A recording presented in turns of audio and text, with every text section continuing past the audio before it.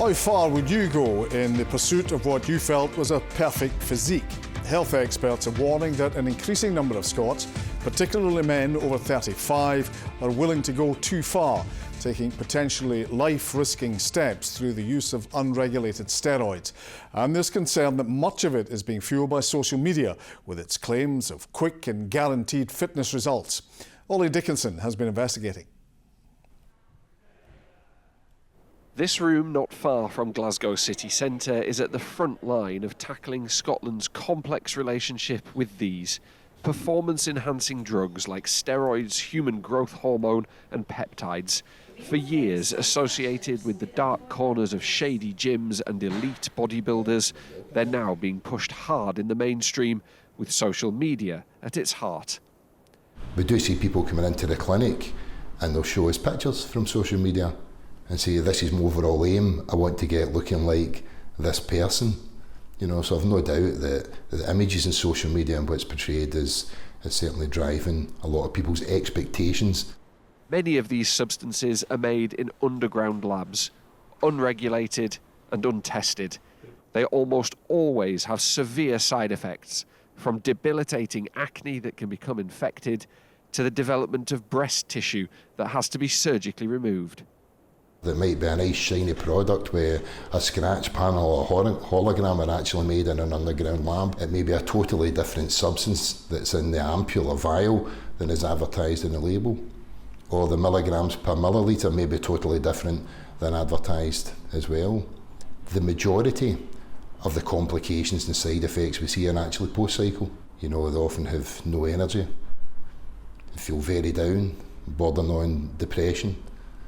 Have no sex drive at all. The largest number of users at the clinic are over 40. A number of those will have used for well over a decade. Whilst most use for fitness, there is a worrying trend emerging of DIY testosterone replacement therapy, or TRT. It should be carefully prescribed by a doctor and can have catastrophic health impacts if it's abused. The dose of steroids are taken far exceeds what we would expect to be prescribed medically for testosterone replacement therapy. We are now where we were smoking 20 years after cigarettes were introduced. You know, it's 20, 30 years into it, and we're now starting to see the first signs of potential long-term cardiovascular damage. After seeing his best friend nearly die from steroid abuse, Cale Scott is lobbying Parliament to make a change. One of my old friends from school ended up in hospital with an aortic valve rupture, and he didn't really know about the downsides of steroids, or, you know, how severe the side effects could be. So I've put in a petition asking for the Scottish Government to make a sort of public health campaign, raising awareness, mostly for sort of 16 to 25-year-olds, but also for everyone, just to let people know what the side effects for steroids are. Working with young people, he's seen firsthand the pressure around body image that is driving them towards steroids. There's a lot of pressure, especially for sort of young teenagers, to sort of have, I guess, the superhero look, like the Marvel, the DC. And if you go on social media, you'll get a lot of fitness influencers, all with really great looking bodies, talking about how it's fine, and, you know, this is a great way to build muscle, get the look that you want. And there's no counter argument about what are the risks, you know. Nice. Tuck. Control. Scott Robertson has been a personal trainer for the last decade. He admits to using steroids when he was younger. Definitely mistakes I've made along the way. So initially took stuff when I was like 17, 18, which I definitely shouldn't have done. That was, again, influenced by my mates were doing it. Like, same idea, a guy in the gym recommended it. Dosage that I took at the time was definitely more than what people should be taking at that age, because you shouldn't be taking anything. Scott has seen a huge rise in the number of people asking to use the drugs when training. My first protocol with any individual that comes on board with that is, let's not even have that as a conversation, at least for now. Let's focus on all the basics first, so getting your nutrition right, making sure you can train properly, making sure you can train intensely.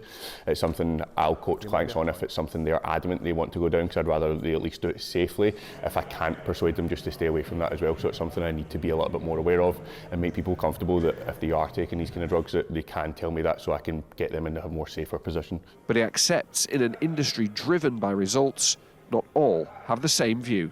feel bad for these people that are getting pushed onto these things and are not aware of like the negative effects it could have. Like, they should be educating, they should be the ones making that decision rather than a coach pushing them onto that so they can get an HV transformation for their business. It's not fair.